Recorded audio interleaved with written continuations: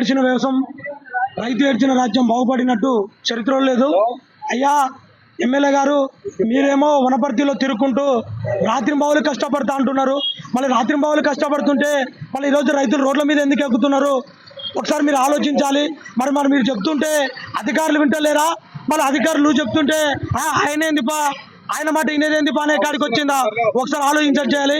నీవు రైతులు మొదటి నుంచి కూడా నీళ్ళు ఇస్తాం మేము ఎండాకాలానికి, మీరు పంటలు వేసుకోని చెప్పినావు.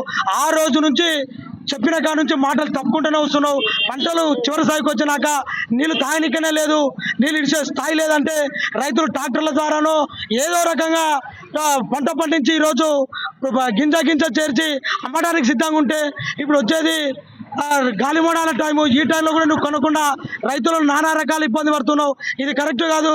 అదేవిధంగా రైతులు ఏడుస్తుంటే నీవేమో రాష్ట్ర వ్యాప్తంగా మీరు అందాల పోటీలు అని చెప్పి మీ సీఎం రేవంత్ రెడ్డి ఏమో అందాల పోటీలు నిర్వహిస్తున్నాడు.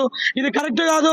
రైతులకు గన్ని బ్యాగులు వెంటనే లారీలను వెంటనే పంపించి వాళ్ళను రైతులను కన్నీటి పర్యంతం చేయకుండా చేయాలని చెప్పి కోరడమైనది. బాలరెడ్డి, జానంపేట గ్రామం, శ్రీరంగాపూర్ మండలం. నా ఒడ్లు కాంట చేసి 4 రోజులు అవుతుంది. ఎవరికి ఫోన్ చేసినా ఇప్పుడు పంపిస్తాం అప్పుడు పంపిస్తాం అంటారు, కానీ ఒక్కరు బండి వచ్చింది లేదు.